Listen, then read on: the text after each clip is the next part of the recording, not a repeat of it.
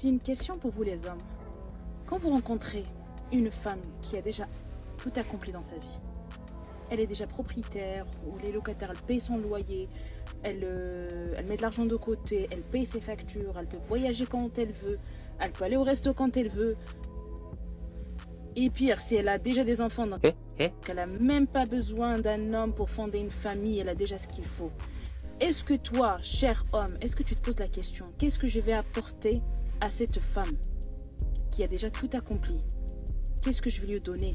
Qu'est-ce que je vais lui offrir? Est-ce que je vais l'aider à accomplir des choses qu'elle n'a pas réussi à accomplir toute seule? Est-ce que je vais la tirer vers le haut? Qu'est-ce que je peux lui offrir à cette femme qui a déjà arrivé à un stade où elle a besoin de personne? Elle est très bien comme elle est. Elle a réussi à tout faire toute seule dans sa vie. Elle a réussi à surmonter des épreuves toute seule. Elle a réussi à guérir ses blessures toute seule. Donc si tu n'as rien à lui offrir, viens pas lui faire des fausses promesses que tu n'arriveras pas à tenir. Viens pas lui briser le cœur. Reste dans ton coin, reste dans ta vie. Elle laisse-la dans sa vie. Merci. Les filles, je vais vous donner quelques indications pour reconnaître un homme qui est radin. Écoutez bien. Alors déjà, premièrement, l'homme, en fait, quand vous allez le voir, il va jamais vous proposer de faire des activités dehors. Donc en fait, tout ce qui demande à dépenser de l'argent, il va pas faire en fait. Il va vouloir que faire des trucs gratuits. Donc par exemple, quand vous allez vous voir, ça va être soit chez lui, soit chez vous, mais jamais dehors. Il va jamais réserver de cinéma, de restaurant, de commander à manger. En fait, il ne va pas dépenser de sous. C'est tout à fait normal. Ça, c'est la preuve qu'il est radin, mégot. Ensuite, deuxième chose, par exemple, vous allez lui parler d'un problème que vous avez. Oh oui, j'ai eu telle dette à payer, je m'y attendais pas, là je suis un peu dans le rouge et tout, peu importe, j'ai des problèmes financiers, peu importe. Vous allez lui parler de problèmes financiers que vous avez, des fois des problèmes vrais ou ça peut être des problèmes fictifs. Et vous voyez que le mec ne réagit pas en fait. Il va pas vous dire, ah combien t'as eu à payer? Ah, tu veux que je t'aide? Tu veux que je t'envoie l'argent? Yes, I'm a simp. L'argent, en fait, vous voyez que vos problèmes, il en a rien à carrer. Il vous propose pas son aide, en fait. Il en a rien à faire. Ça, c'est une indication pour vous montrer que l'homme, il est radin. Aussi, sur le long terme, mégot, vous voyez que l'homme, il ne planifie rien avec vous. Il ne fait pas de plan sur le futur avec vous. Il ne planifie pas de sortie, il ne planifie pas de date, il ne fait rien. Et encore pire, quand vous cohabitez avec cet homme-là, il ne sort pas un centime de sa poche. En fait, vous ne voyez pas souvent la couleur de son portefeuille, en fait. Vous ne voyez pas souvent la couleur de sa carte bleue. Vous ne le voyez pas sortir d'argent, mais go! C'est à ça que vous voyez qu'un homme est radin, mes chéris. Un homme qui ne propose jamais de vous aider au niveau financier. Un homme qui ne sort pas son argent pour vous. Son argent, son portefeuille est serré dans ses poches. Il ne dépense pas. Vous allez faire du shopping avec lui, par exemple. Vous allez repérer un truc dans un magasin. Il ne va pas vous proposer de vous l'acheter. Il ne va rien dire. Il va être là à côté de vous comme un piquet. Et puis il va attendre que vous payiez votre propre truc. Mais en fait, mec, il faut savoir que si la fille, elle est à côté d'un homme, en fait, tu ne peux pas la laisser payer ses propres affaires, en fait. Même si on parle de Zara, même si on parle de n'importe quelle marque en fait. Un sac, une paire de chaussures, peu importe, des trucs de sport à Nike. T'es à côté d'elle, t'es un homme, tu peux pas la laisser payer ces choses en fait.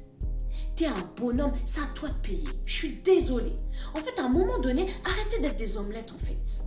À toutes mes goûts. Aujourd'hui, je vais vous passer un message très très important. Le 26 septembre 2025, il y a la sortie de FIFA 26. Est-ce que vous voyez où je vais en venir ou pas? Dans le milieu, on m'appelle Guardiola. Tu vois pas ce que je veux dire. En tant que coach de mes amis, je me dois à vous de vous donner des tips pour conquérir les cœurs de vos crushs et de vos hommes. Et en plus de ça, ça me permet de prendre la parole pour les hommes. Dans le milieu, il faut être tactique. Il faut prendre par les sentiments. Ça veut dire si tu as quelqu'un dans le viseur, faut savoir faire des sacrifices et aller payer 70 €. Parce que tu sais déjà que la récompense que tu vas avoir grâce à cette dépense, elle va être inestimable. Parce que tu sais déjà que c'est win rate 100%.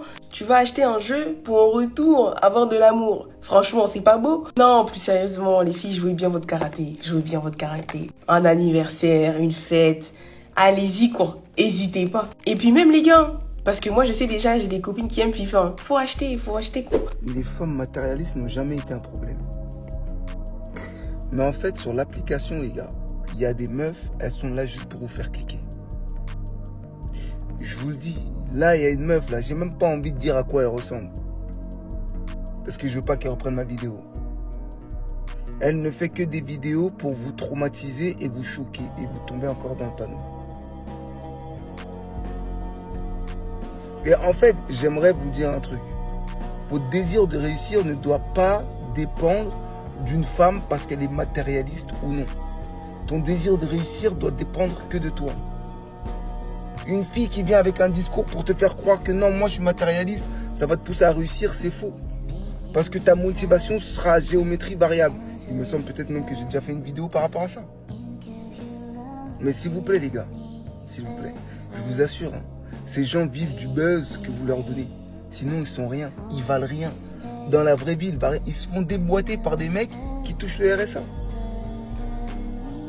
Si on fouille dans leur vie, ils se font déboîter, elles se font déboîter par des mecs qui touchent le RSA, pas par des mecs qui réussissent leur vie.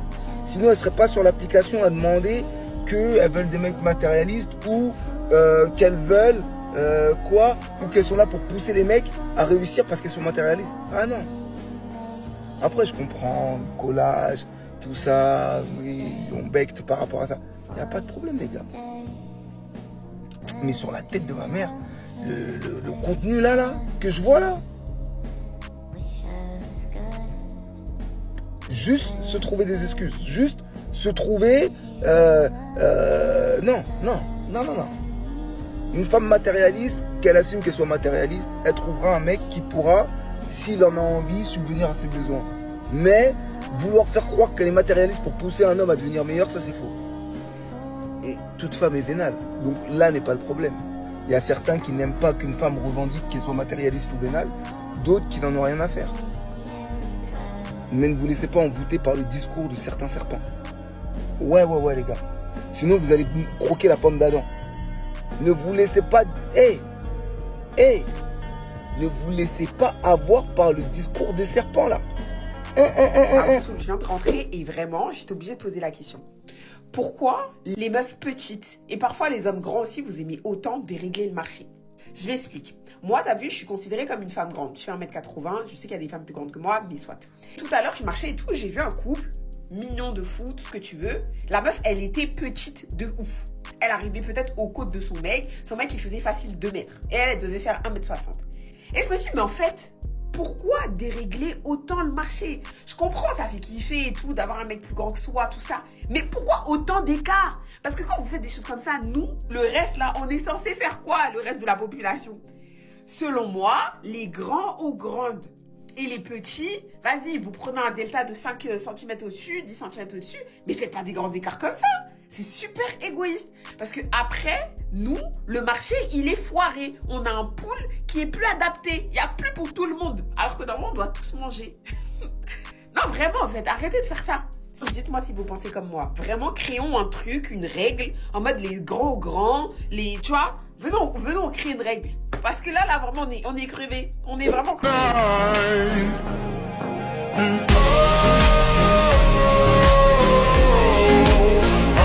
À quel moment pour nous montrer une perte de poids, ton string il doit être remonté aux hanches? Tu peux m'expliquer ou c'est trop demandé? Ah, parce qu'au bout d'un moment, ouais, ça y est. Au bout d'un moment, vous allez dire, arrêtez de nous sexualiser. C'est pas bien de sexualiser les femmes, je suis d'accord. Et quand t'as des meufs qui font genre, elles remontent leur string jusqu'aux hanches, elles font exprès de monter leur sein alors que ça change rien, c'est juste pour monter pour qu'on voit qu'elle en a. Arrêtez au bout d'un moment. Faut pas sexualiser, on est d'accord sur ça. Mais au bout d'un moment, il y a des meufs, vous faites tout pour être sexualisé. Il y a des gens qui vont vous sexualiser.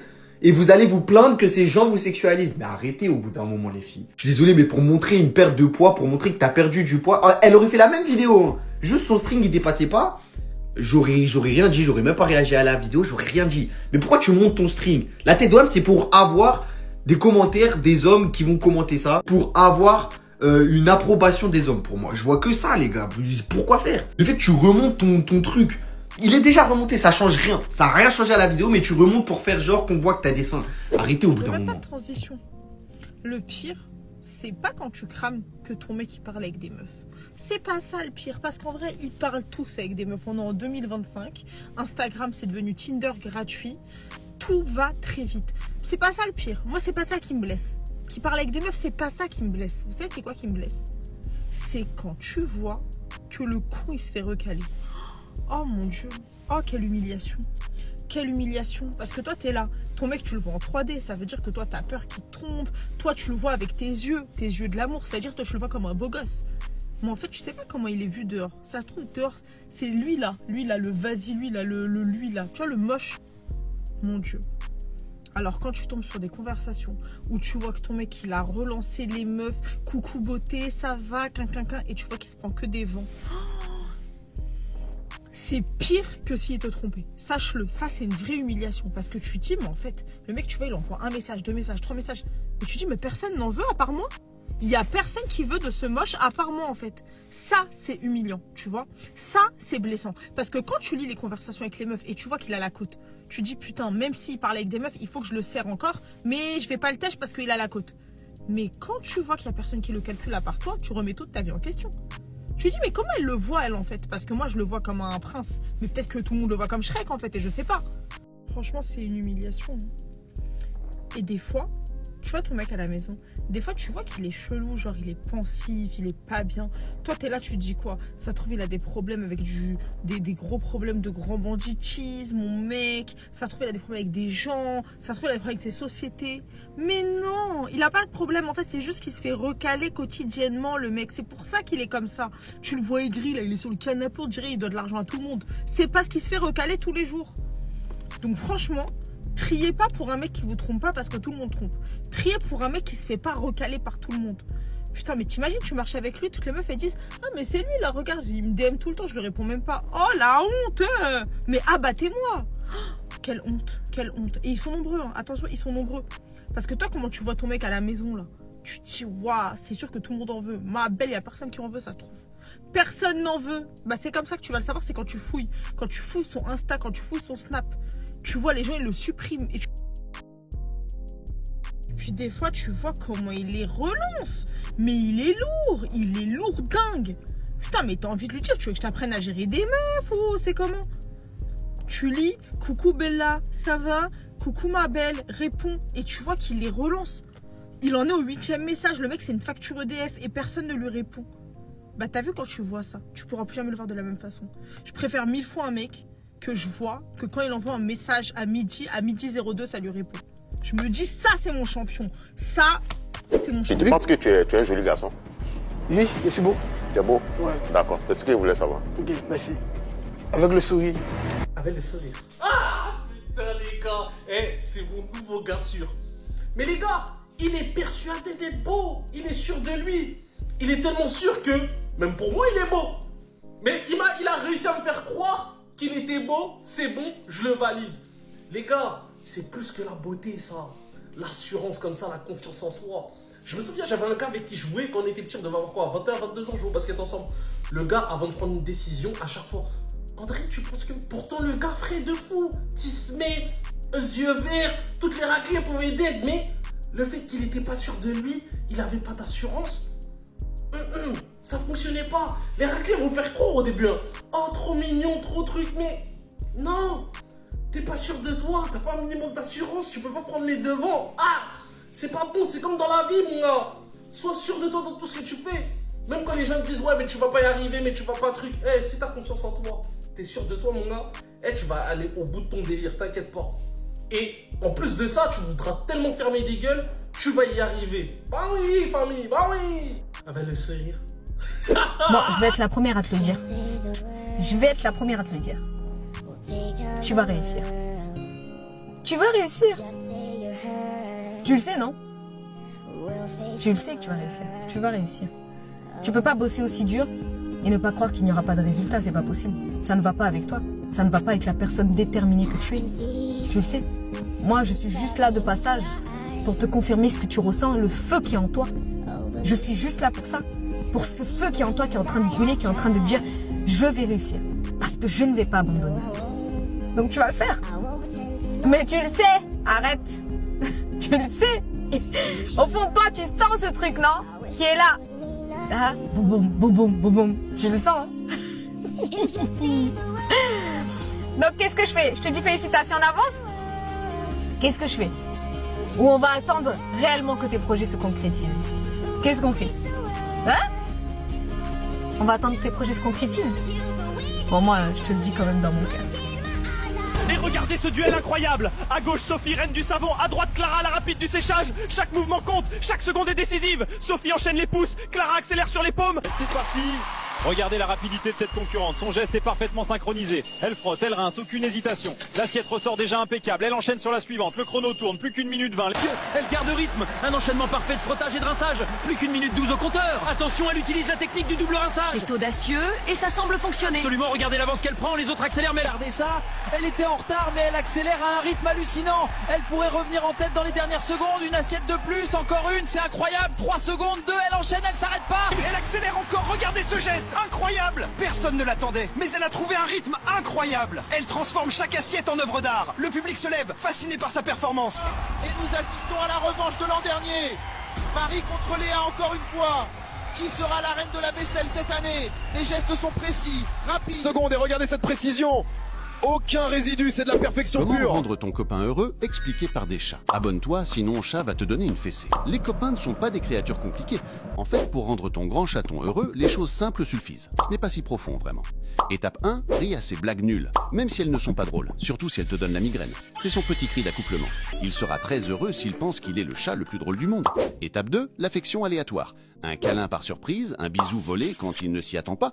Mais attention, c'est important, ne le fais pas trop souvent, sinon ça perd de sa magie et il s'habituera. Étape 3, nourris-le. Burger, pizza, tacos, ça n'a pas d'importance. Son estomac est un trou noir. Nourris-le comme un chaton abandonné et il t'aimera pour toujours. Étape 4, dis-lui que tu es fier de lui. Même s'il a juste réussi à sortir du lit ou compléter une tâche, encourage-le quand il veut abandonner. Sois là s'il échoue. Étape 5, les massages du dos. Quand il rentre du travail, ton chaton est épuisé. Quand il se repose, gratte-lui le dos pour qu'il puisse rejoindre le serveur VIP de la sieste. Il dormira comme un bébé et se réveillera prêt à te faire rire de nouveau. Fais-moi confiance. Dis-moi en commentaire si tu veux la version pour les filles.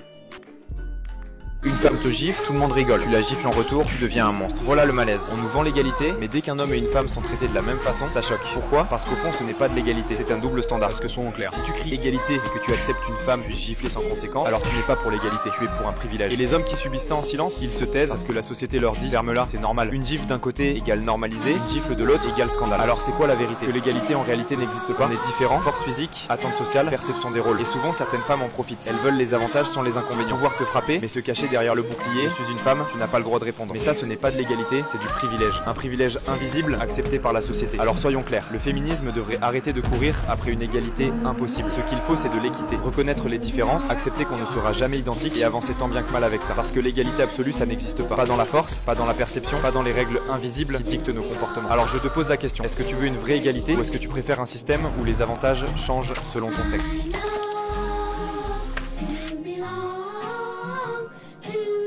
On parle beaucoup de l'enfer, mais est-ce qu'on parle assez de la CAF? Un des pires cauchemars quand tu rentres dans la vie d'adulte, c'est la CAF et leurs lettres. D'après nos calculs. T'as vu quand tu reçois une lettre de la CAF qui commence par d'après nos calculs, tu sais que tu vas passer de très mauvaises heures, de très mauvaises semaines, de très mauvais mois. En fait, quand la CAF t'envoie une lettre pour te dire d'après nos calculs, vous nous devez telle somme d'argent, t'es mort. Et la CAF, si c'est d'après vos calculs, pourquoi vous n'avez pas fait le calcul avant? Il faut que quelqu'un m'explique ceci. Je n'arrive toujours pas à comprendre comment la CAF fait des calculs une fois que la déclaration a été effectuée et qu'ensuite on leur doit 5 000 euros, 6 000 euros. Moi, l'argent, je ne l'ai pas demandé. C'est toi qui me l'as envoyé. C'est toi qui as estimé que j'étais en mesure de recevoir cette somme-là. Alors pourquoi t'effectues des calculs par la suite, une fois que j'ai perçu l'argent pendant 12 mois et tu m'envoies une lettre pour me dire d'après nos calculs, on t'a donné de l'argent et maintenant tu dois nous le rembourser? Déjà, si je fais appel à vos services, c'est parce que j'ai pas d'argent. Mais c'est pas possible. Franchement, c'est pas possible. Un des pires cauchemars de la vie d'adulte, c'est ça. Est-ce que vous êtes d'accord? Un jour, t'as plus de thunes, elle sera plus là. Déjà, comprends bien qu'il faudrait que j'ai plus d'argent